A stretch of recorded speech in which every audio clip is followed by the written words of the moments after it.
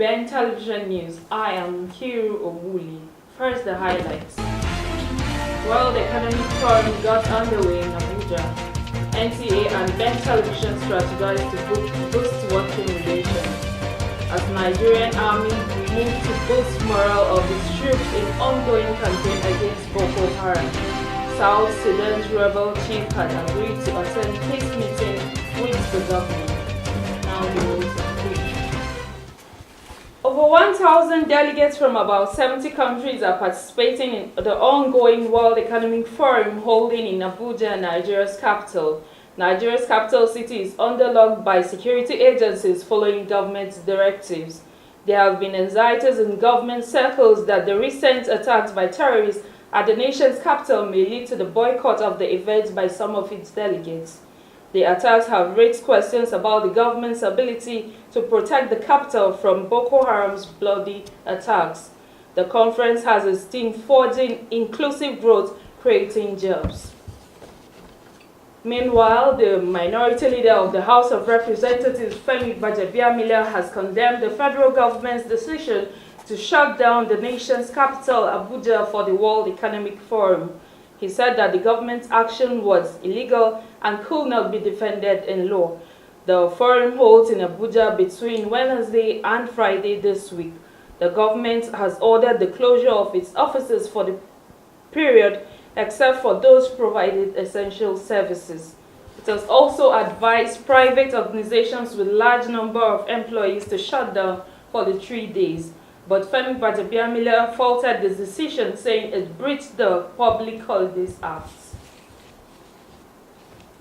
As part of its commitment to project Nigeria's image to the world positively, the Ben Television and Nigeria Television Authority (NTA) have agreed to strengthen their existing working relationship.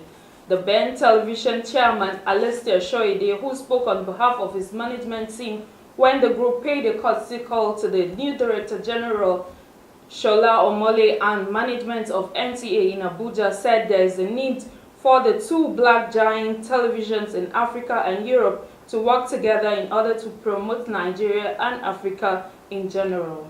And our intention is to promote positive Nigerians from the diaspora into showcasing what they're doing, and then of course bringing that story back home to show that we definitely have wonderful Nigerians doing wonderful things in the name of Nigerians and as ambassadors.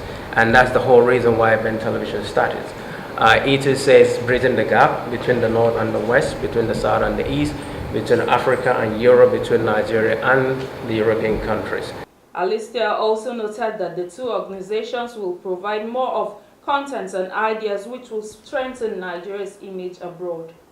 Now, when we're talking about the global, that is another angle that we believe that Ben Television gives them that extra platform to reach out, not just in Africa, but in Europe. And of course, even if you were streaming online, to reach globally across the whole world, from United States, everywhere basically. And so with the new DJ, Mr. Shola, our intention and hope is that we'll be able to capture his imagination and his vision for NTA.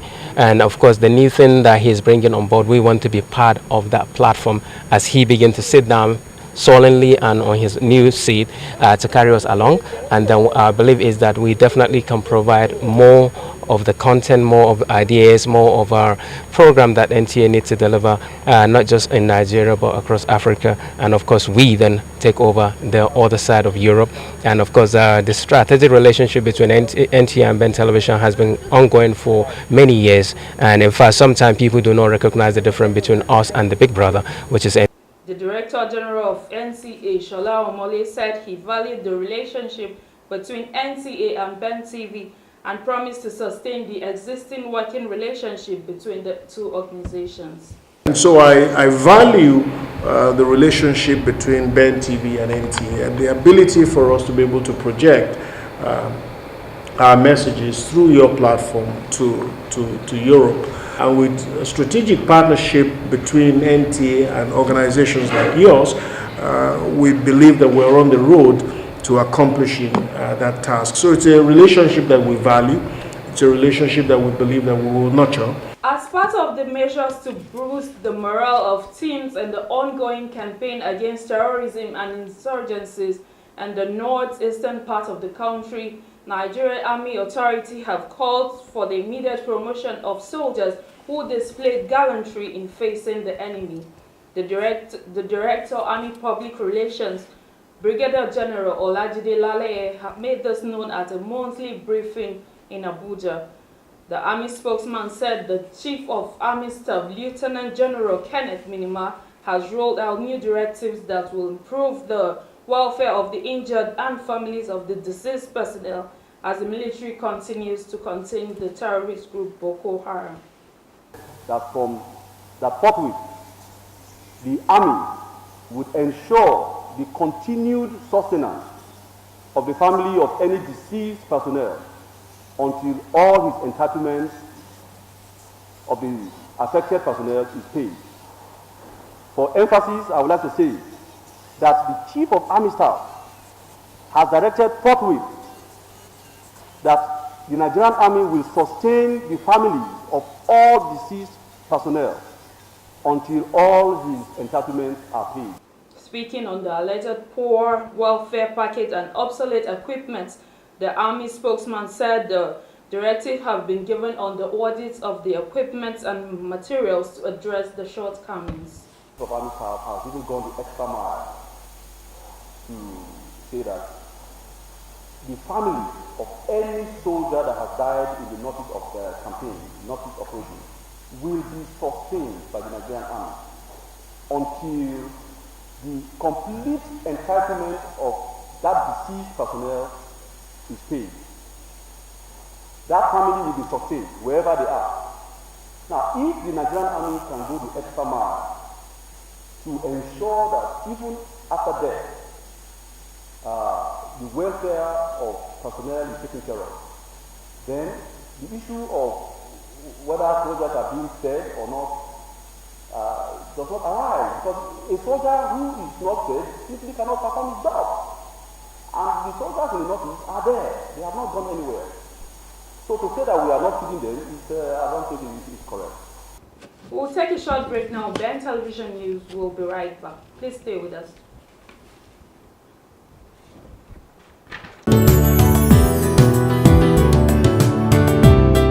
I am on the streets of Abuja, the Nigerian Federal Capital Territory. Just like any other nation, Nigeria is coping with various challenges, which include socio-economic issues, unemployment, and insecurity. As we are alive to review the first 100 years of our nation, so by the grace of God, with others, we are alive to review what we have done during the time that we have the opportunity to be in the leadership of this country. We cannot continue like this as a nation. A time will come when the poor in this country will have nothing to eat but the rich. A time will come, those of us who drive on jeeps, it will become dangerous to even drive those jeeps outside. What happened in Libya is smelling in Nigeria. In a quest to provide solution to some of these challenges, here comes Project Nigeria.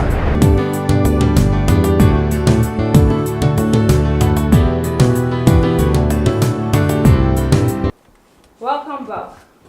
The terrorist Islamic sect Boko Haram has claimed responsibility for the abduction of 267 secondary school girls at Chibok, Borno State, northeastern Nigeria.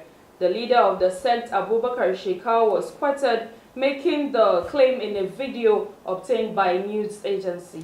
Meanwhile, parents and guardians of the schoolgirls and various women pressure groups and other relevant agencies have been calling on the federal government to intensify efforts to rescue the abducted schoolgirls from terrorist camp. Correspondent Muiwa Bamdele completes the report. Across the length and breadth of Nigeria, protests like this is going on simultaneously in almost all the states of the Federation, demanding for the release of over 200 schoolgirls abducted by the terrorist group Boko Haram in Nigeria. All we are saying, bring back our girls. Called for the release of over 200 schoolgirls abducted by the terrorist group Boko Haram have continued to rend the air in Nigeria. Almost all the states of the Federation, including the Federal Capital Territory Abuja, have witnessed protests called by the NGO, Women Pressure Group, parents and guardians of the kidnapped schoolgirls. Also, public prayer sections are being held in churches across the country in order to seek divine intervention for the release of the abducted secondary school girls. Meanwhile, Protestants have challenged government of not doing enough to rescue the schoolgirls from the kidnappers' camp.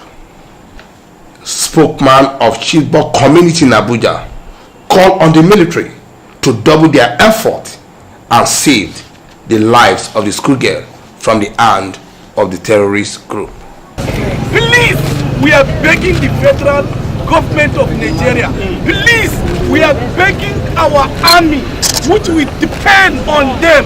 Please intervene into this matter for us. Yes! Intervene into this matter for us. Yes! Our community is relatively small, and if generation of the same age, 276 are out in the future, where are we going to get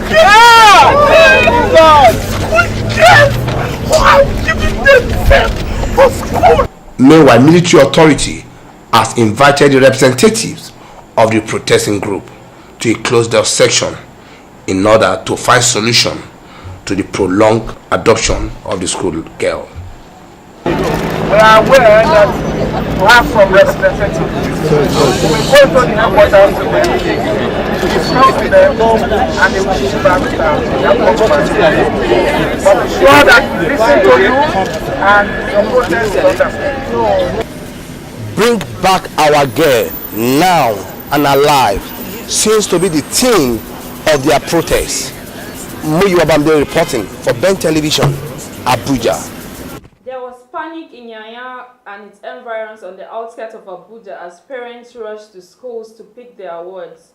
The rumored kidnap of school students in Nigeria's capital on Tuesday was a case of armed robbery. An official of the Vine Kiddies Academy, the school in Yanya area of Abuja, where the students were alleged to have been kidnapped, confirmed that an empty school bus was seized at gunpoint, adding that there were no students in the bus when it was seized. The Deputy Commandant General Operations of the Nigeria Security and Civil Defense Corps, Evans Enwurum, also confirmed the incident. It will be recalled that the Yanya area of Abuja, the Federal Capital Territory, has been in the news following bomb explosions by Boko Haram on 2 occasions. The Nigerian Export Promotion Council, NEPC, and its Kenyan counterpart has pledged to explore the vast market opportunities in Africa to promote trade and investment. The two made the commitment while the Chief Executive Officer of Kenyan Export Promotion Council, Ruth Mwaniki, visited the NEPC office in Abuja. The NEPC Executive Director, Olusegun Awolowo, said African countries have not fully explored the opportunities provided by the Inter-African Trade Policy. Mr. Awolowo said that Kenya and Nigeria must engage in exchange programs that would stimulate enterprise and economic growth. UN Secretary General Ban Ki-moon has said South Sudan's rebel chief Riek Machar has agreed to attend direct talk with President Salva Kiir to end a 4-month-long civil war. Ban told reporters in war-torn South Sudan on Tuesday that Machar promised he will be present at talks in the Ethiopian capital. Ban's comments, reported by AFP news agency, came moments after he spoke to the rebel chief via satellite telephone in his remote bush hideout. Tuesday's visit, which comes as rebels and government forces battled for control of a key oil town, is the latest major push for a ceasefire in the conflict that has since the world's youngest nation collapsed amidst a brutal cycle of war crimes. Now that's all we can take on Ben Television News. I am Kiri Oguni. Thanks for watching.